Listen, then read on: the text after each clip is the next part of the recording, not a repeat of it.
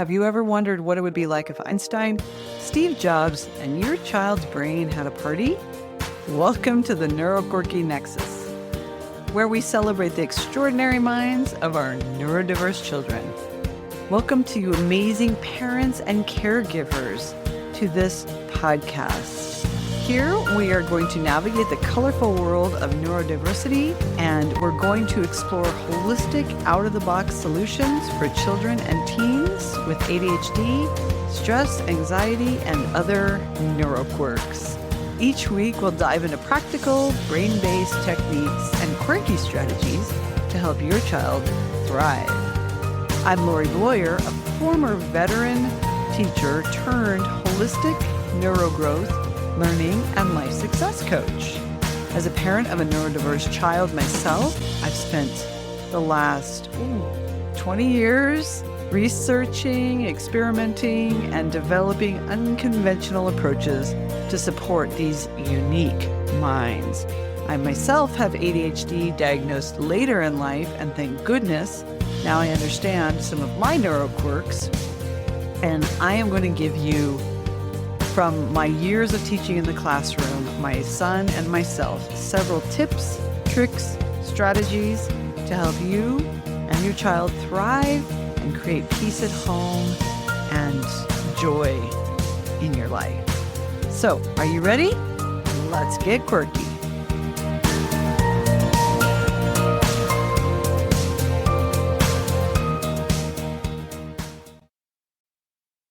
Hello, and welcome back to another episode of the Neuroquirky Nexus. Today, we're going to be continuing on our message of anger transformation and guilt. And now we're going to talk about raising resilient kids and teens.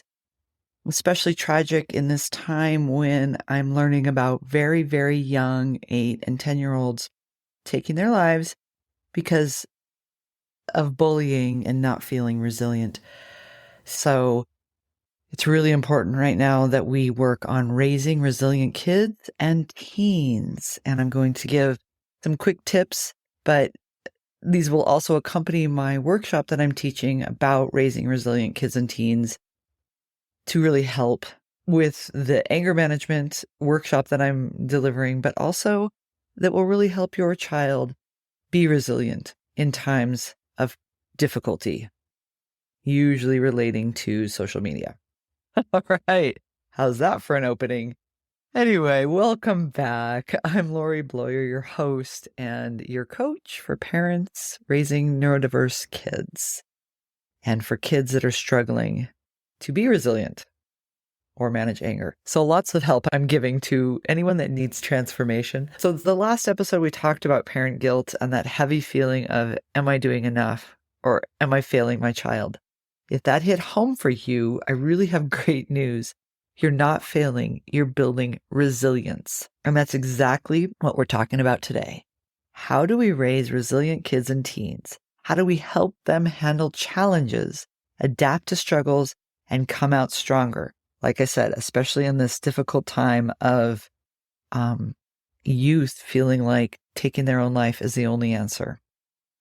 So I'm going to walk you through 5 essential keys to resilience, starting now, before things get too challenging for your child, and give you some practical strategies that you can use at home to help your child thrive, no matter what life throws their way. So let's dive in. What is resilience and why does it matter? Resilience isn't about avoiding struggle. It's about navigating struggle. A resilient child doesn't never face challenges. They learn how to handle challenges. This is huge for kids with ADHD, autism, other neurodivergencies, because life will throw them curveballs. The question is, will they have the skills to adapt? Resilient kids can bounce back after setbacks, feel confident in their ability to problem solve, know how to regulate emotions, keep going even when things get tough. And I was just having this conversation with my son yesterday, and we were talking about what made me resilient and get over the challenging times that came my way, or that empowered me to let me do some amazing things like travel solo in Central America, or bounce back from some very difficult personal challenges. And that resiliency that I want him to have is what I'm hoping to impart to you guys today. And here's the best part. Resilience isn't something you're born with. It's something you can build, which is just a really good note, I guess, that you can build resiliency.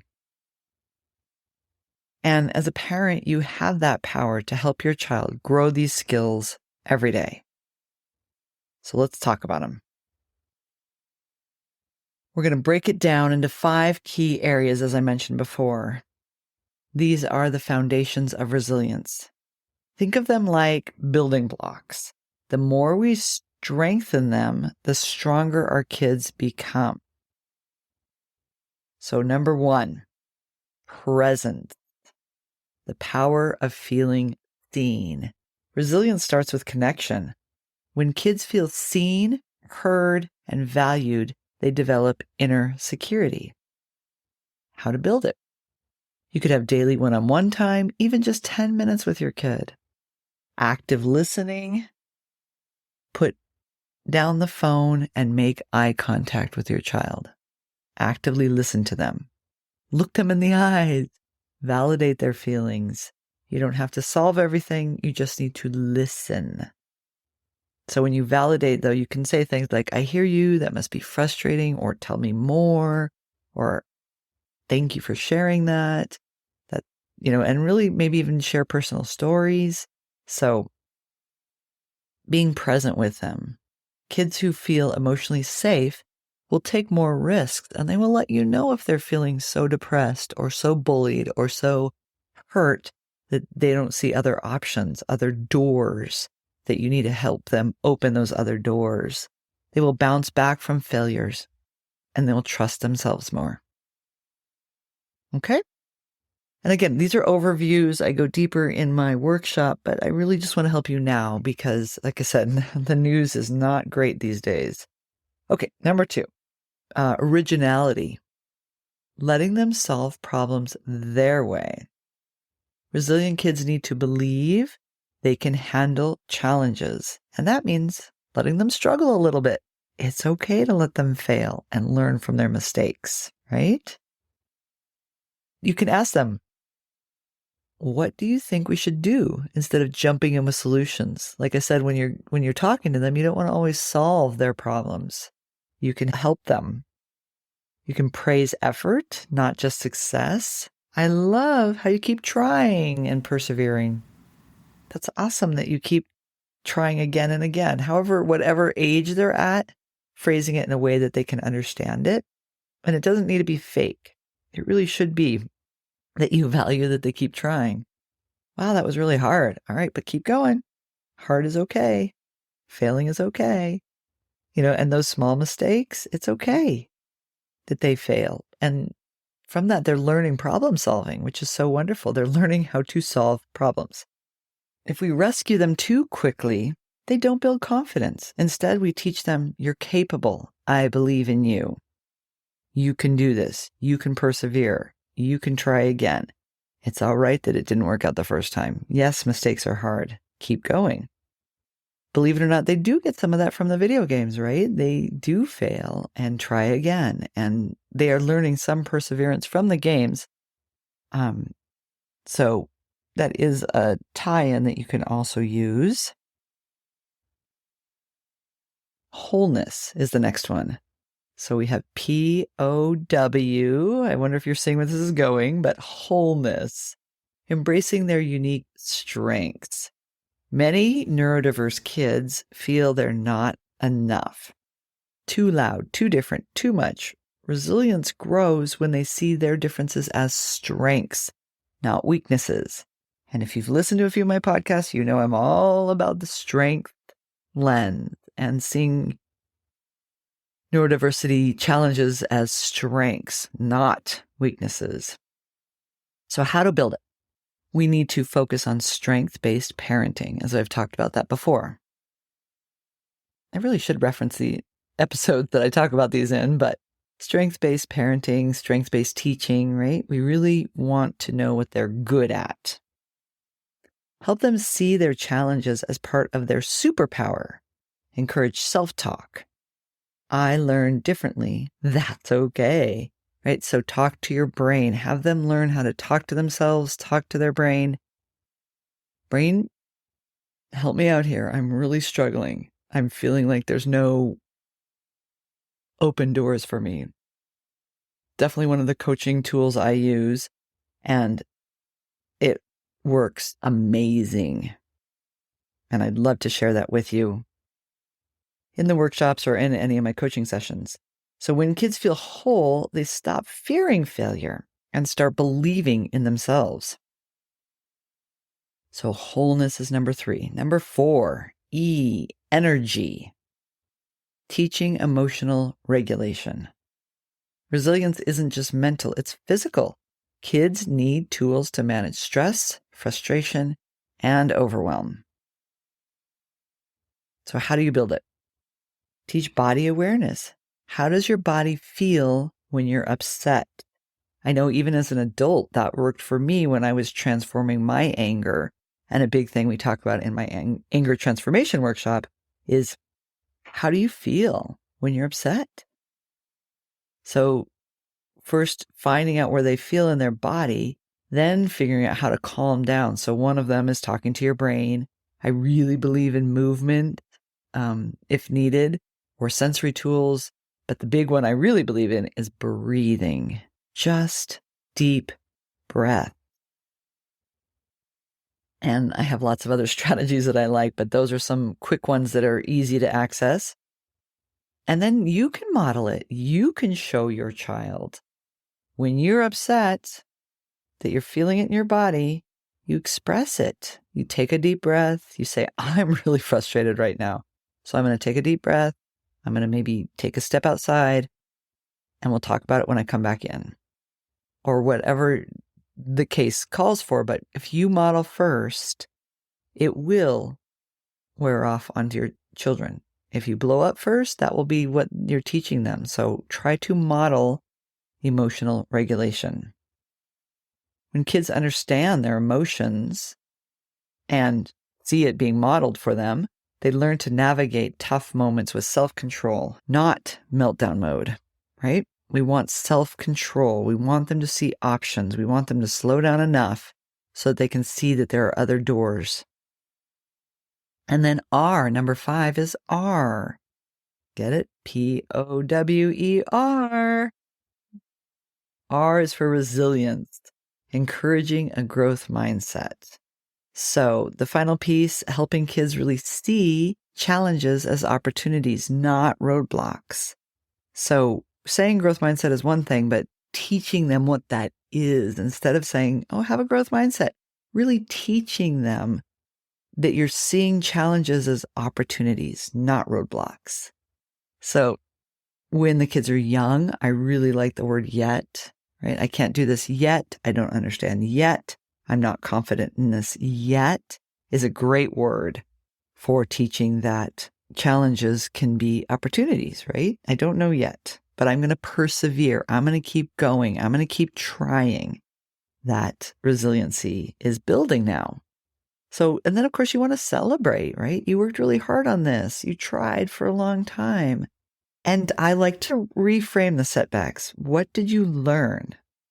Right? What did you learn? So if something did get frustrating, oh, what did you learn from that? Right? Because that's why failures are so beautiful.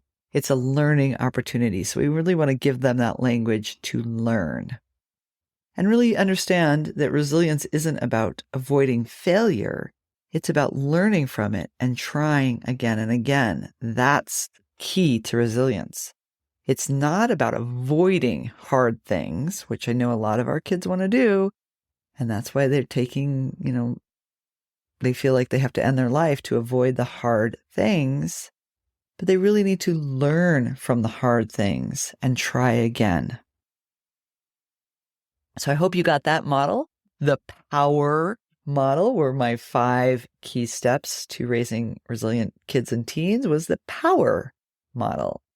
And that again was presence, originality, wholeness, energy, and resilience. If you can remember that power, you're doing great. Okay. Let's apply this in everyday parenting. So, how do we use those tools that I talked about day to day? Let's say your child gets frustrated with homework and shouts, "I hate this, I can't do this." Instead of fixing it for them, you could try your power. Presence. I see you're really frustrated. That makes sense. Homework is hard. But you've got to keep trying. Don't give up. You could also give them originality. Oh, originality. What do you think could help you? What could help you to get your homework done? What could help you to keep going? And help them come up with a solution. Maybe they need some food. Maybe they need to go outside, right? W, wholeness. You're great at problem solving. What's one step we could take? What's one little step? Let's work together. Let's problem solve why this homework is hard or frustrating or you can't do it. And then, of course, your energy, E. You know what? Let's maybe take a breath outside. Let's take a deep breath together. And let's try again in a few minutes. And resilience. All this leads to resilience, but resilience is the R in power. This is hard, but you're learning. You really are. And it's okay to do hard things. It's okay that you're doing hard things. Let's just keep trying. These small shifts every day build resilience for a lifetime. Okay. Hopefully that's given you a lot to think about. Like I said, it touches on the topics of my workshop, but also on the anger transformation workshop. But I just feel like it's so important right now that kids have resilience and they really build that. So I'm going to wrap up. Here's what I want you to remember. Resilience isn't something your child either has or doesn't have. It's something they can build and something you as a parent can teach. And you are their greatest teacher. You show up with presence, let them solve problems, help them feel whole, teach them to manage emotions, and encourage a growth mindset. Power. You are the greatest teacher of power. You are already building resilience in your child every day. Just keep doing it. Just keep doing it. If this episode resonated with you, I would really hope that you share it with other parents who need this reminder, whose children are struggling, or maybe they don't know their child is struggling and they just need presence and check in with their child to see if everything is okay. I don't want any more kids to harm themselves or hurt themselves because they don't feel like they don't have options. And as parents, you're the first line to their success. So if you want to go deeper, I hope you do join my workshop, which is, I haven't set dates for, but I will definitely put it in the show notes when I have firm dates. I'm also offering it right now to summer camps as it's spring. So camp counselors, camp directors, parents of summer camps. So if you feel like you would like me to come and speak at your camp or your organization, I would love to offer my resilience or anger transformation workshops at your organization. And I just really want to support. So please, I'd love for you to share this. Send me notes if you want of how I can help.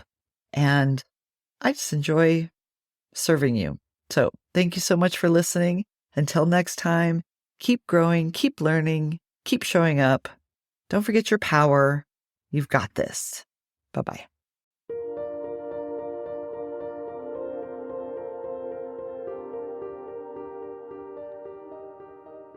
Thank you for listening to Key Nexus. We are so glad you took the time to join us today. I know time is precious, and we are so glad you're here. I hope you got a lot out of this episode. Please don't forget to post your activity using hashtag Neuronexus. That's NeuroNexus. And of course, all links are in the show notes. And I just really hope you enjoyed it. So if you did, please like and subscribe and share this with a friend. I think this is really good for families that are new to being their child being diagnosed with ADHD. And I believe that the tips and tricks and resources I'll be sharing will be very helpful for all families, but especially new families. And finally, I am creating a workshop coming up to help families with ADHD finding and using a holistic, natural approach in support of a book chapter that I'm writing and articles and magazines that are coming out. But my workshop, I'm so excited about because I can work with you all one on one. If you have any suggestions, I'd love to hear from you. Thank you again. And remember, let's keep it quirky. See you next time.